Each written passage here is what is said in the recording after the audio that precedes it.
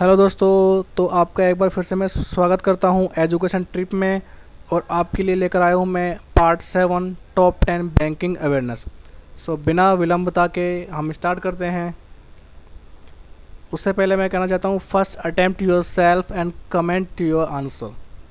अगर आप Telegram group में ज्वाइन होना चाहते हैं तो डिस्क्रिप्शन बॉक्स में लिंक दे रखा है, आप जाकर ज्वाइन हो सकते हैं। और बिना विलंब के हम स्टार्ट करते हैं क्वेश्चंस। उससे पहले एक क्लिप आपके लिए है, प्लीज़ सुनिए गौर से। आज ना आप सबके अंदर एक भूख है, कुछ करने की भूख, कुछ बनने की भूख। लेकिन एक दिन ऐसा आएगा आपकी जिंदगी में जब आपके पास उससे बहुत ज्यादा होगा जितनी आपकी जरूरत है। उस दिन अगर कहीं कोई भूखा मिलेगा ना तो उसकी थोड़ी सी मदद कर देना यार। तो हम स्टार्ट करते हैं आज के पहले क्वेश्चन से। Smart money is a term used for. Smart money जो टर्म है वो किसके लिए यूज़ किया जाता है, बताइए आंसर। आंसर है option B, credit card. Smart money is a term used for credit card. So next question, the Indian financial system code यानी IFSC code is an alphanumeric code that uniquely identify a bank branch participating in the two-man electronic fund settlement system in India. IFSC code consists of how many alphanumeric code? देखिए, एक IFSC code एक branch का unique code होता है जिसके through RTGS या NEFT जो transfer किए जाते हैं फंड वो होते हैं। मान लीजिए आपका एक अकाउंट है किसी ब्रांच में A और आपको ब्रांच बी में फ़ंड ट्रांसफ़र करने हैं, तो आप जो फ़ंड ट्रांसफ़र कर रहे हैं वो थ्रू NEFT के थ्रू कर रहे हैं या RTGS के थ्रू कर रहे हैं। पर आप जिस ब्रांच में कर रहे हैं ना, तो उसका IFSC कोड ज़रूरी है जानना। बिना IFSC कोड के आप फ़ंड ट्रांसफ़र नहीं कर सकते। तो क्वेश्चन ये है, कह रहा है कि कितने अल्फ़ान्यूमेरिक या कितने अल्फ़ान्यूमेरिक कोड होते हैं IFSC कोड में, बताइए। आंसर है आपका ऑप्शन बी, 11 अल्फ़ान्यूमेरिक कोड होते हैं इसके। देखिए, ये bank, Punjab national bank, IFSC code इसके देख सकते हैं आप। और ये यूज़ किया जाता है RTGS और NEFT ट्रांजैक्शन के लिए। ओके, बिना IFSC कोड के आप फंड ट्रांसफ़र नहीं कर सकते। सो अगला question, which among the following committee constituted on payment bank license. किस कमेटी के आधार पर पेमेंट बैंक को लाइसेंस दिया गया था, बताइए answer. Answer is option A, Nachiket more committee. Nachiket more committee के आधार पर पेमेंट बैंक को लाइसेंस दिया गया था। अगला question, if one is not satisfied with the decision pass by the banking ombudsman one can approach the appellate authority to. मान लीजिए अगर कोई व्यक्ति बैंकिंग ओम्बड्समैन के रिजल्ट से सेटिस्फाइड नहीं है तो वो अपनी कंप्लेंट आगे किसको कर सकता है, बताइए answer. Option B, deputy governor of RBI। अगर कोई व्यक्ति बैंकिंग ओम्बड्समैन के रिजल्ट से सेटिस्फाइड नहीं है तो वो further deputy governor of the RBI के पास जाकर अपनी कंप्लेंट कर सकता है। कुछ स्टैटिक पॉइंट ओम्बड्समैन स्कीम के, ये इंट्रोड्यूस की गई थी section 35A banking regulation act 1949 by RBI के द्वारा, पर ये इफ़ेक्ट में आई थी 1995 में। जो बैंकिंग ओम्बड्समैन स्कीम 2006 है उसको अमेंडमेंट किया गया था जुलाई 2017 में। और इससे कुछ क्वेश्चन ये भी आ सकते हैं कि जो बैंकिंग ओम्बड्समैन स्कीम 2006 है इसके अंडर कौन कौन से बैंक आते हैं, तो आपको ये जानना ज़रूरी है। इसमें आते हैं all schedule commercial bank, RRBs, schedule primary cooperative banks, ये सारे कवर होते हैं इसके अंडर। अगला question, magnetic ink character recognise MICR is the 9-digit code is used mainly by the banking industry to ease the processing and clearance of check and other documents. The first 3 digits represent the। पहले मैं यह कहना चाहता हूँ, पहले तो इसकी abbreviation याद करिए, बहुत इंपॉर्टेंट है। और ये देखिए कि MICR में कितने डिजिट होते हैं, ये भी इम्पोर्टेंट है। और ये किस लिए काम आता है, ये आता है बैंकिंग इंडस्ट्री के लिए, ताकि इसको आसानी हो प्रोसेसिंग और क्लियरेंस ऑफ चेक्स के लिए या कोई और डॉक्यूमेंट के लिए। इसमें ये पूछा गया क्वेश्चन में कि जो 9 डिजिट का कोड होता है उसमें पहले जो 3 डिजिट के कोड होते हैं वो क्या दर्शाते हैं, बताइए। Answer option B, city. जो 9 डिजिट के कोड में जो पहले 3 डिजिट होते हैं वो सिटी दर्शाते हैं। देख लीजिए, ये एक चेक है, इसके बॉटम में आप देखिएगा, आपके घर में भी होंगे चेक, तो इसके जो फर्स्ट 3 डिजिट होते हैं वो दिखाते हैं सिटी।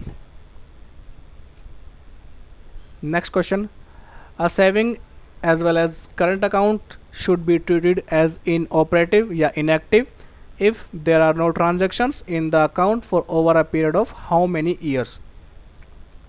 आपका बैंक चाहे सेविंग हो चाहे करंट हो, वो इनएक्टिव या इनऑपरेटिव घोषित कर दिया जाएगा कितने सालों के बाद, अगर उसमें कोई ट्रांजैक्शन नहीं होती है, ना ही डेबिट होता है ना ही क्रेडिट होता है कोई भी अमाउंट। बताइए आंसर।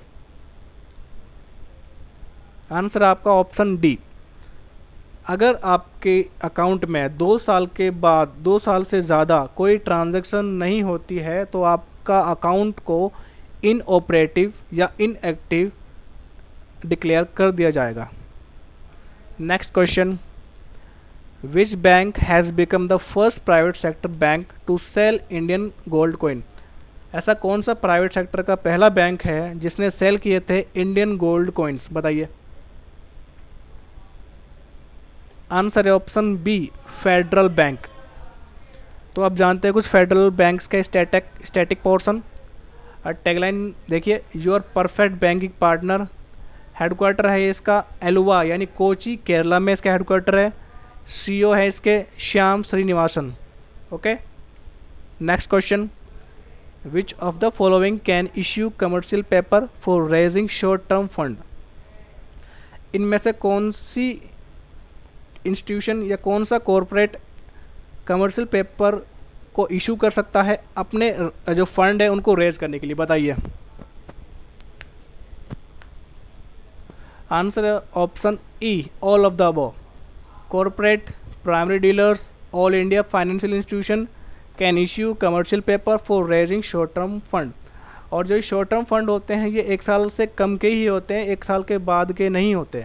1 साल के बाद के अगर कुछ भी शेयर्स होंगे, डिबेंचर्स होंगे, वो कैपिटल मार्केट का हिस्सा होता है, ये मनी मार्केट का हिस्सा होता है। ओके, नेक्स्ट, आप टाइप ऑफ इंस्ट्रूमेंट पढ़ सकते हैं, treasury bills, commercial paper, certificate of deposit, bankers acceptance, call money market. ये सारे क्या होते हैं, ये शॉर्ट टर्म लोन जो लेते हैं, जैसा मैंने पीछे क्वेश्चन बताया, raising short term fund loan.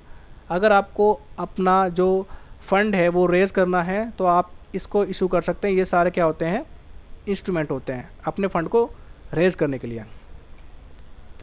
अगला question, which of the following institution is responsible for the supervision of RRBs। सबसे पहला क्वेश्चन मैं आपसे पूछता हूँ कि RRB की स्थापना कब हुई थी, बताइए। और एक क्वेश्चन ये पूछता हूँ मैं आपसे कि RRB की स्थापना हुई थी कौन सी कमेटी पे हुई थी। अगर आपको स्टैटिक पोर्शन याद करना है तो इस तरह करिए कि आपको एक टर्म दिखा, उसका स्टैटिक अपने आप याद करिए कि हाँ भी इसका इस्टेब्लिशमेंट कब था, कौन सी कमेटी पे हुआ था। ओके,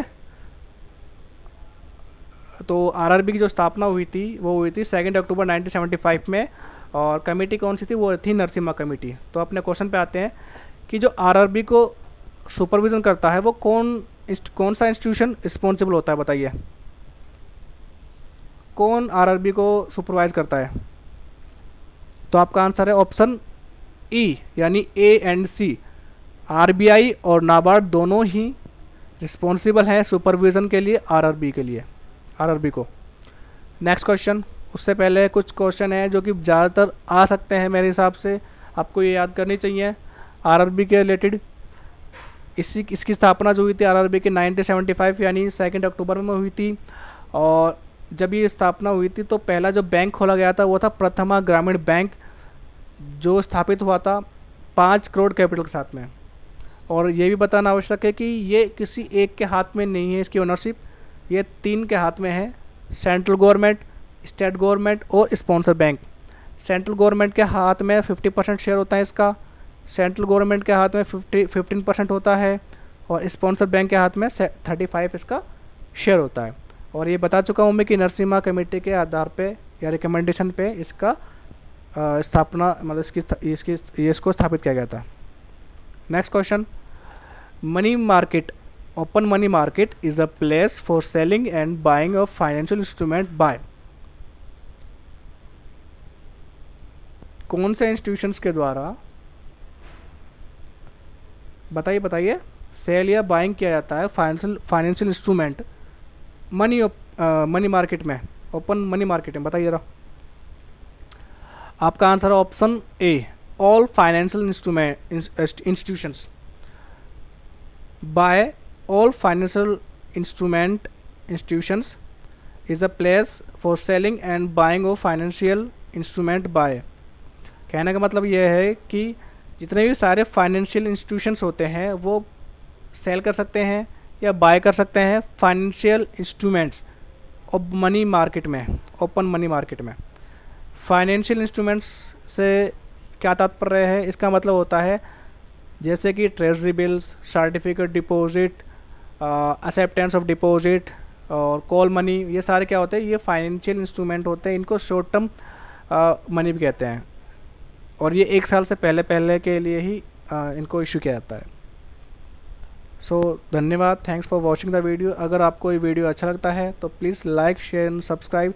अगर कोई गलती हो तो प्लीज़ उसको इग्नोर करिएगा, क्योंकि ये मेरा स्टार्टिंग पॉइंट है, तो इसमें मैं एक्सपर्ट नहीं हूँ। और जितना आप इसको लाइक करेंगे, शेयर करेंगे, उतना ही मैं इसको प्रेफर करूँगा और जल्दी से जल्दी आपके लिए वीडियो लाऊंगा। Thank you for watching the video एक बार फिर से।